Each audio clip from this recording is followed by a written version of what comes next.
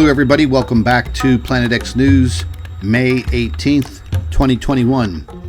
Well, ladies and gentlemen, I was very grateful to make this capture that I am about to show all of you. And for some of you, this is going to be the first time that you will actually be able to see this Planet X stellar core object breaking through the sun's corona, but not in a still photograph. You'll actually be able to see it in full motion. Now, over the years, I've been able to capture this, I think back in 2017, I caught it in 2018, 2019. I did not catch it in 2020 because it's very, very rare. Now, I don't know 100% if NASA cleans up the 48-hour loop on the Solar Dynamics Observatory data. When that data comes back from the satellite, from the probe, I'm sure they view it. How they could miss something like what I'm about to show you, I have no idea, unless they did actually cover it up. Now, during the process, and I'm going to go ahead and start this video clip, and pay very close attention to the left side of the sun. Now, what we're looking at is a composite view of 3 different levels of extreme ultraviolet light. We're looking at the 211, the 193, and the 171, all combined together and layered. Now, this gives a broader viewpoint of the sun's corona, the activity, coronal holes, sunspots that are erupting, and you're going to see this Planet X stellar core object that I claim is orbiting the sun every 28 days in a very, very fast and elliptical and eccentric orbit. I've showed this evidence many times, but today we are going to have some of the clearest evidence. And if you doubted the Planet X theory, maybe today this video will set you straight. So let's take a look at it. Now, I had to do a lot of work. Well, I didn't do, but the forensic programming that we put these video clips through and the still photographs, it will start peeling back layers. And this software is used by law enforcement agencies probably around the world, but I know specifically where I get it from. It's used by well, I don't want to go any further than that, but I do have access to it. Yeah, we'll just leave it at that, folks. I don't really want to throw my source under the bus, because then we will lose access to this tool, and it could possibly stop this incredible research. But let's check it out. We're going to be looking in this area right here. Now, over the course of the last couple of days, there has been a tremendous amount of activity on the sun. There is a sunspot in a very, very active region right here.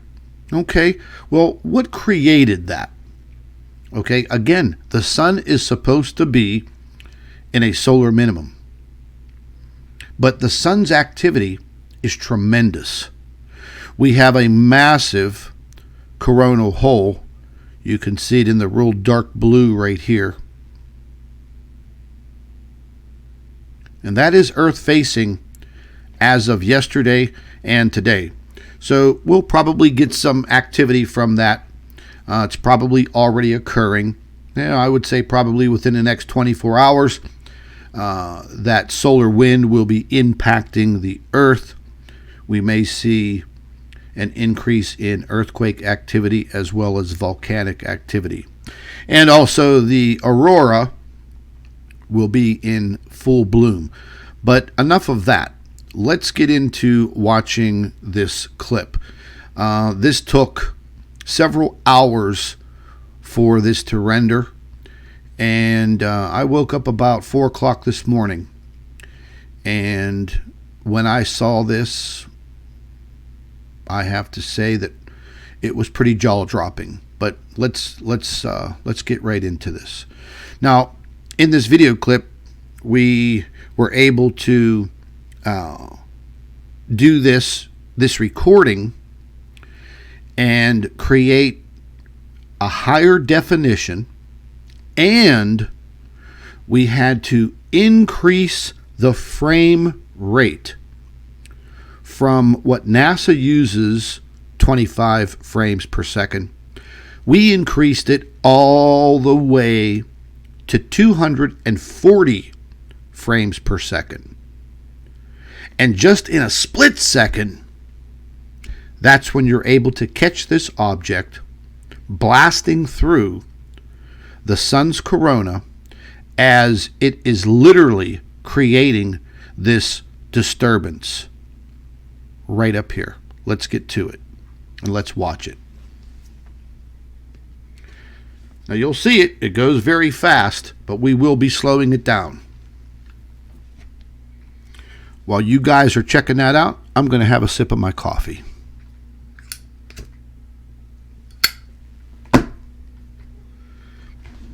It's pretty amazing, folks.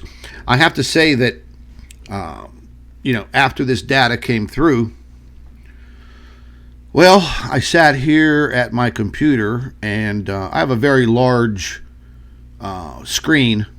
It's a 35 or 32 inch high definition flat screen television monitor, and it was wild.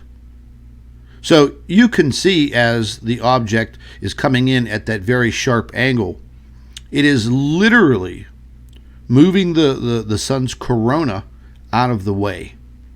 This is slowed down now 40%, well, to 40%. So we slowed it down 60%. You'll see it a lot more slowly. I'll be showing you some still photographs that we can zoom in on, and we can check this object out. But folks, look. There's no doubt that the object is there. I mean, are our eyes deceiving us? I don't think so.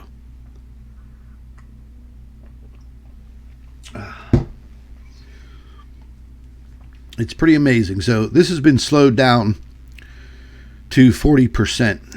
And if you pay attention very, very carefully and you look closely, you can see as the object, it comes in at an angle, it's moving downward. And this is the point where this Planet X object, it will move downward at a sharp angle, and it will go below the ecliptic, our solar system's midway point.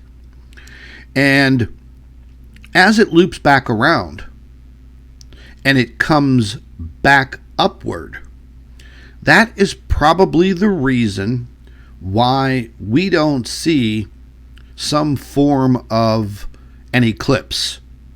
And even though the object is moving very rapidly, if it did cross directly in front of the sun's face, we would probably see momentary eclipses. But because it is coming from that very acute angle downward below the solar system's ecliptic and then back up at another very sharp angle, we would only be able to see it once again when it gets to about this region over here. So it seems like we can capture this object as long as it is near the sun's ecliptic or midway point. Now, a lot of that may have to do with the positioning of these space satellites and probes, the stereo satellite and the SDO. I think that may have, some play into it. Now this is going to replay. This is full speed once again here. And you could literally see it just break right through the sun's corona. Now, whenever we view this composite, which is the 211, 193, and 171 angstrom view of extreme ultraviolet light on the Solar Dynamics Observatory, the SDO website, you can download the 48-hour clip. And once again, it's kind of poor quality. It used to be much, much higher definition, and it's not anymore. It hasn't been like that for several years. I think it's going on 3 years now. They lowered the quality, the resolution. And maybe that is to possibly obscure what we're looking for. Probably. I don't see any other reason why they would do something like that. And that is only for the public viewing website. So here we go, slowed down again. And you can see it blazing right through the sun's corona. And that is, it looks very fast to you on your screen, but that is pretty close to the equivalent of 3 hours. So in a 3-hour time period, it blazed right through that portion of the sun's corona, just about at the sun's ecliptic, the sun's midway point, the halfway point. So you can see that this object's orbit is very defined. It comes downward, it drops below our solar system's ecliptic. How far down it goes, we will probably never know, because we don't have any view down there. And as it slingshots back upward is where we can capture it again on the other side of the sun, near the sun's ecliptic. And at this point, as it comes back upward, it's looping back around. And I believe at these closest points, the midway points, left and right or right and left, is where we see the majority of these coronal mass ejections. Why is that? Well, let's think about it. If this object is getting that close to the sun during these two positions, during its orbit around the sun, then those positions are what is allowing it to get close enough, create the disturbance, pull the plasma from the sun, and therefore creating that coronal mass ejection that we consistently see even during this solar minimum. So, as we fade away out of this solar minimum and into a solar maximum, and the sun is generating more power and it's becoming more active with more sunspots, more weak areas where interaction between the two magnetic fields, the sun and this object. There is a very, very high probability that the coronal mass ejections that we have witnessed and recorded during this solar minimum will intensify 100-fold. So, where does that leave Earth? Well, that could put us in the bullseye of some very intense solar situations over the course of 11 years. 5 years leading up to the peak, and then approximately, 5.5 to 6 years as we move into another solar minimum. But who's to say that any of that even happens? There are some of these scientists out there now that are saying that, this solar minimum could be extended, causing another, deep freeze. It's kind of up in the air. One side says, deep freeze. The other side says massive warming, intense radiation. I don't know, That is something that we will eventually find out for ourselves as we literally live it and go through it and experience it. And then, and only then, we'll be able to determine which side was wrong. So we have a long ways to go, but like I said, we'll be living it. We'll be experiencing what is about to happen. I was thinking the other day, this big rush all of a sudden over these last few years of sending human beings to Mars, getting off of this planet. Stephen Hawking, before he passed away, he did state that the human race, in order to survive, must leave this planet. At first, he said, within the next 100 years. In order for the human race to survive, we would have to leave Earth and create a habitat on another planet. Then he changed his mind just before his death, and it was no longer leave Earth within 100 years. It was, you have to leave this planet and inhabit another planet within 50 years.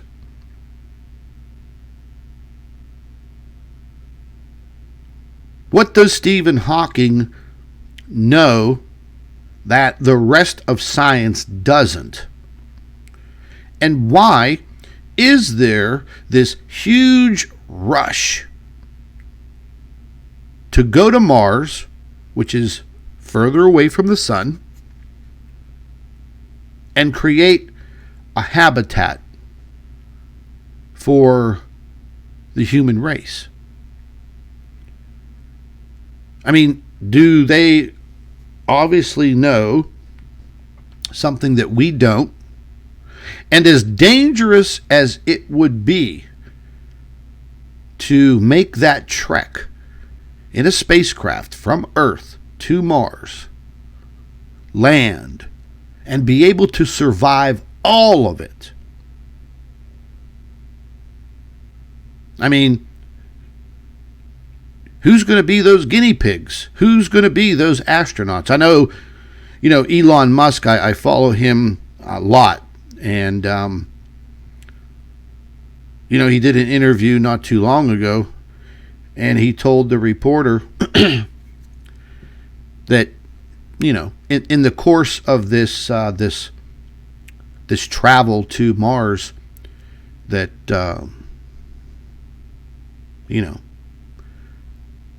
more than likely, some people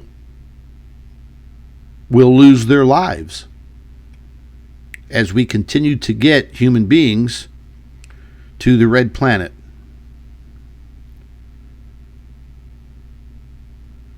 I mean, is there eventually going to be a time where the Earth may become completely uninhabitable? Is that what, Stephen Hawking was referring to when he made that grim statement, that grim prediction? In order for the human race to survive, we must leave this planet within the next 50 years. Most of us will be, dead and gone. I'm 53 years old now. I doubt very highly if I'm going to live to see the end of this.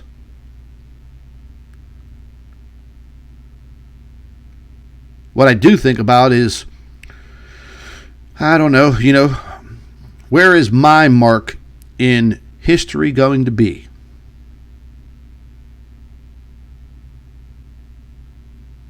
Out of all of these other people on YouTube that really claim to be these Planet X researchers and Planet X investigators, if you really sit down and think about it, folks, and out of all of the videos that you've ever watched on the boob tube, who is the only one that has actually made the discovery and put it out there for public viewing? You're looking at it right here on Planet X News. All of the others, they talk about biblical history, the Nibiru myth, the Nibiru story. No observational evidence. None. Zero. All of those people out there, Marshall Masters, Gil Broussard, all those people, they've never ever shown any of you hardcore evidence because they didn't do their homework. They relied on old stories from the past, and they sensationalized it. They didn't do any research. They made some posters, they wrote some books, they wrote some blogs, they did some videos. Their persona was attractable to all of you. And maybe at some point in time in the past, you believed what they were telling you. But in fact, they weren't showing you any evidence. Zero. Today, you're seeing some of the most incredible evidence that has ever been seen. Once again, we're now watching it, we're visualizing it, we're seeing it in motion. What, can some claim that that's Mercury? I don't think so. It's entirely too big. Could it be Venus? Absolutely not. Venus isn't that large. That object that we're viewing now looks to be 4 or 5 times larger than Jupiter.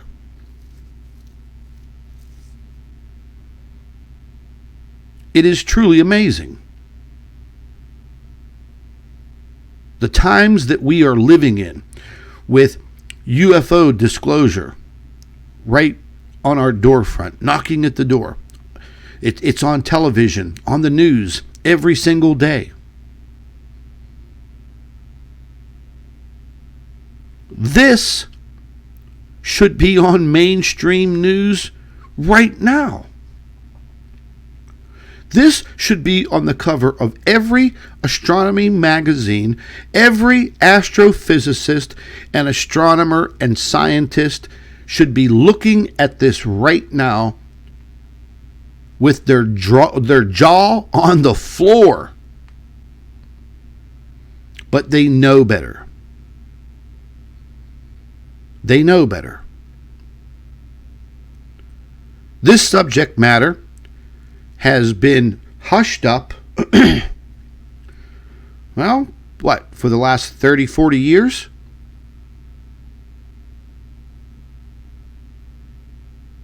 You know, I've been trying to find this object ever since my last year in college.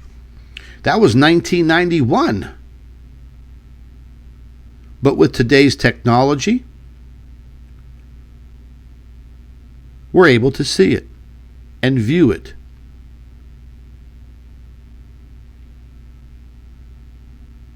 But NASA won't admit it. Although they'll tell you that, they found 1,000 exoplanets light years away. Well, who cares about exoplanets light years away?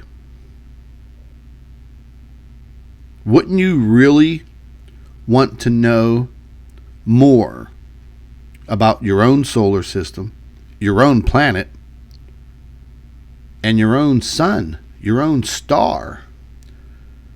The things that give you life and allow you to exist. An exoplanet a light year away doesn't allow you to exist.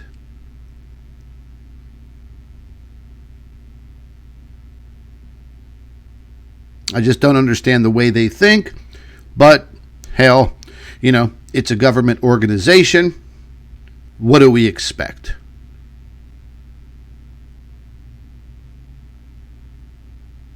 Let's take a look at these still photographs. We'll cut this video out.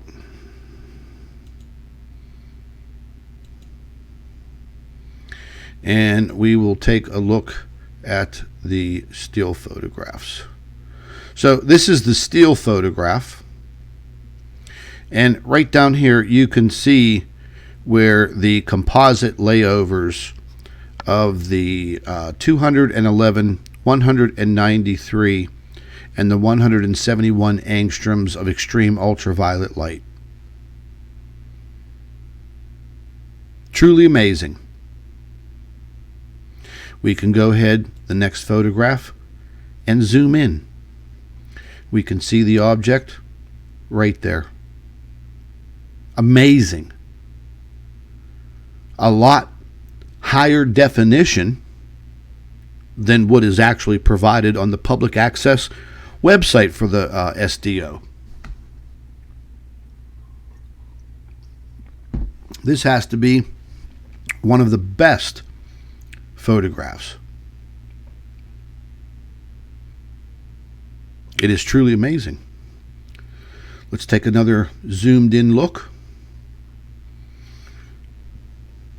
I mean, if you're not viewing this on a cell phone, and maybe you're viewing this on a good computer monitor, or your big flat screen TV in your living room, you could actually almost see some detail on this this stellar object as it's blowing through the sun's corona.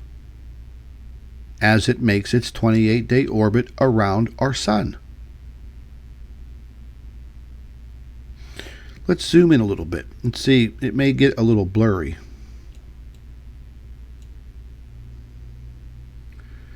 I mean, there you go, folks. I guess that's what you call right in your face type of evidence. Now, excuse me. As far as coloring goes, I don't think that, that kind of looks green, kind of a greenish yellow, and there's a little bit of a red streak going across here. This red streak here, that is part of the corona. Remember, this is 3 different angstroms of ultraviolet light. These are 3 overlays from the SDO. So you have the purple, the yellow, and the purple, the yellow, and I believe I get my SDO frames mixed up. But there's 3 different portions of this laid over that make this image. So I don't think that greenish color is the actual color of this object. So the coloration would be, a false color. Pretty wild looking. Anyways, let's go take a look at the photograph in a negative. So the composite, it's made up of the purple SDO image that you'll see me show when we look at coronal holes, the kind of bronzy color, and also the bright yellow. The 211, the 193, and the 171. You could see it down in the lower left-hand corner of the screen of the picture right there. And we could also see right above these huge plasma loops. And that is the disturbance. This object literally came down just like that. There is a sunspot there. There was an active region there. And it literally caused multiple disruptions. I mean, when you watch it on the 48-hour loop, it looks like it happens very, very rapidly. But, this is time-lapsed, so it's not happening that fast. As we were able to capture this object in these frames, once we increased the frame rate to 240 frames per second, it was then and only then were we able to capture this object in 1 frame. 1. So the timeline is about 3 hours that it took this object to pass through and then leave our point of view. Let's take another look. This is blown up a little bit more. You can see it right here. Here are the huge plasma loops and the area of disturbance right here. They're referred to as an AR, an active region. And those plasma loops that you see here are huge, massive. Those could easily be